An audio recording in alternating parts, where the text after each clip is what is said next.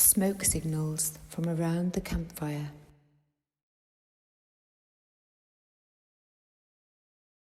Everybody has the power to be creative, but then some of us have no choice. It's like it's something inside of us driving us forward, and that can be seen as a destructive force.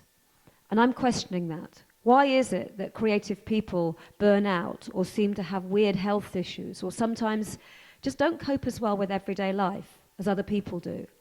And why is that so accepted?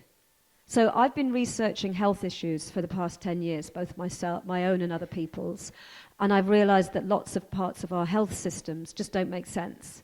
They're looking for specific conditions, they're looking for things at certain ages, and the human beings are much more complex and complicated than that.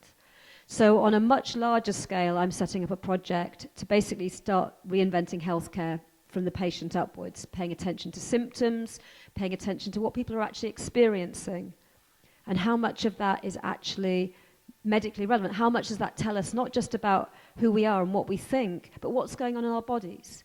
We have pollution, we have stress. What are pesticides doing to our guts?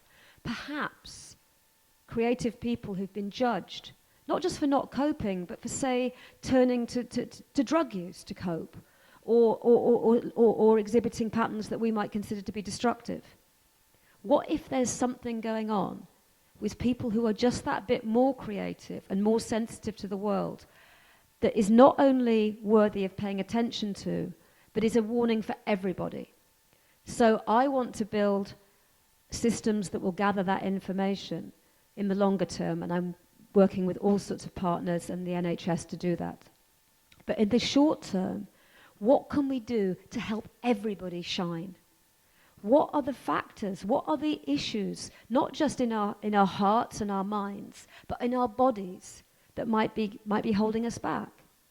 What if more of the mental health issues have to do with physical health than to do with our attitudes? What if everything that the wonderful people that we are and that we know have been doing for personal development and personal growth, what if that's being undermined by our physical health issues? What if we are actually right? What if we do have all the tools, but the reason that they're not being widely adopted is because people don't understand the other factors that are needed to make them work? We have the answers, but maybe we need to have more of the questions as well. So let's help everybody shine and join with me in finding out more about our health, our bodies, and this beautiful world that we live in and how we relate to it. Thank you very much. And I have leaflets at the back, or come and speak to me. Thank you so much.